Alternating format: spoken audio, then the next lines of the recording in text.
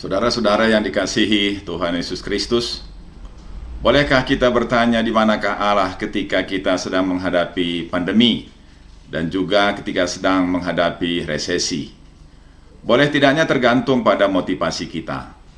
Bila kita bertanya seperti umat di padang gurun dalam nada menggerutu, menyalahkan Allah, maka itu sama dengan mencobai Allah. Tentu kita harus hindarkan. Akan tetapi bila pertanyaan itu datang dari kesesakan dan kerinduan yang dalam untuk melihat pertolongan Tuhan, maka hal itu dapat dibenarkan. Karena Tuhan Yesus sendiri dalam kesesakannya di atas kayu salib bertanya kepada Allah, Eli, Eli, lama sabachthani, Allahku, Allahku, mengapa engkau meninggalkan aku? Tertulis dalam Matius 27 ayat 46. Oleh karena itu, saudara-saudara yang dikasihi oleh Tuhan, saya ingin mengajak saudara-saudara sekalian untuk melihat di Alkitab pertanyaan-pertanyaan yang muncul dan juga jawaban yang Allah berikan atas pertanyaan tersebut. Yang pertama, umat Israel yang berada di Mesir selama 400-an tahun dan sebagiannya mereka menjadi budak.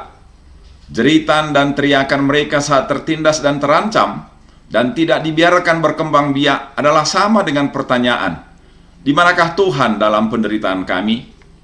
Maka jawaban Tuhan kepada umatnya melalui Musa yang tertulis dalam Keluaran pasal 3 ayat 7. Aku telah memperhatikan dengan sungguh kesengsaraan umatku di tanah Mesir. Lalu yang kedua, firman Tuhan katakan, aku telah mendengar seruan mereka karena pengerah-pengerah mereka.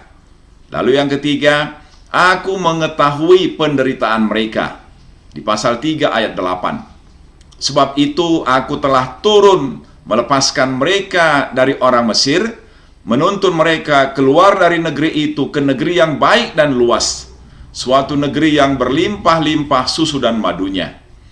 Janji Tuhan itu tergenapi ketika Yosua menggantikan Musa membawa umat itu masuk ke tanah Kanaan dan membagi-bagikan tanah yang subur dan luas itu kepada semua orang Israel. Yang kedua, suatu ketika umat Tuhan yang sudah tenang dan senang di Kanaan ditawan oleh Nebukadnezar, yaitu Raja Babilonia. Mereka harus meninggalkan kota Yerusalem. Bait Allah dengan segala kesenangan dan kebanggaannya telah diruntuhkan. Dan mereka semua menjadi tawanan yang menderita dan terhina. Ketika itulah mereka bertanya, apakah Tuhan sudah melupakan kami dan membiarkan kami? Atau seperti pertanyaan dalam judul renungan ini, di manakah Tuhan dalam kehinaan dan penderitaan kami? Maka Tuhan memberikan jawaban melalui Yeremia pasal 29 ayat 11 sampai dengan 14. Di ayat 11, Tuhan katakan, aku tahu rencanaku bagimu.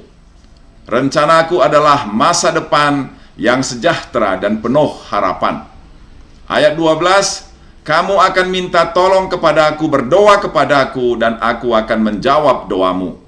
Ini adalah jawaban Tuhan, bahwa mereka terbuang dan menderita karena sudah melupakan Tuhan. Ayat 13, kamu akan mencari aku dan menemukan aku, sebab kamu mencari dengan sepenuh hati.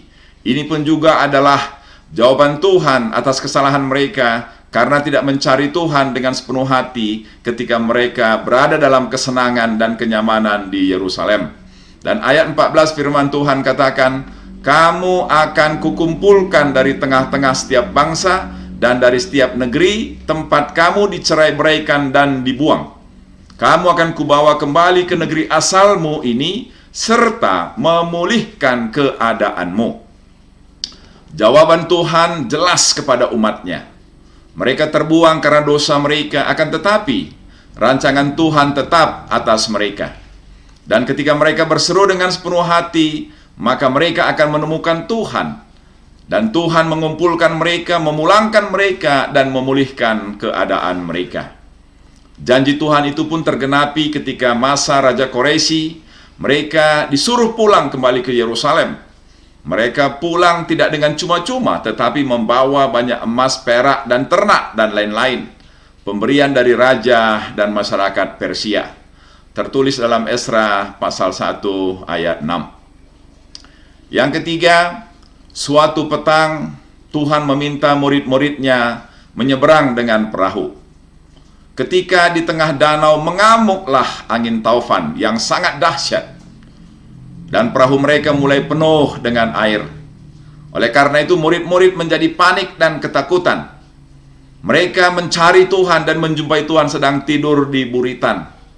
Lalu dengan suasana yang emosional, mereka berteriak, "Guru, Engkau tidak peduli kalau kita binasa?" Atau sama seperti pertanyaan tema renungan kita ini ialah, di manakah Engkau Tuhan ketika kapal kita akan tenggelam? Tuhan bangun, lalu menghardik angin. Diam. Seketika angin reda dan danau tenang.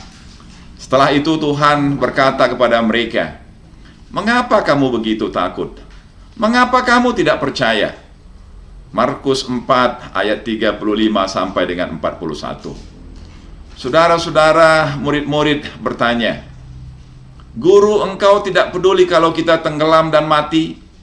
Tuhan tidak menjawab murid itu dengan kata, tetapi menghardik angin sehingga angin menjadi tenang.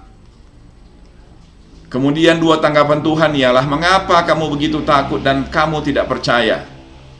Ini berarti Tuhan ada bersama dengan muridnya.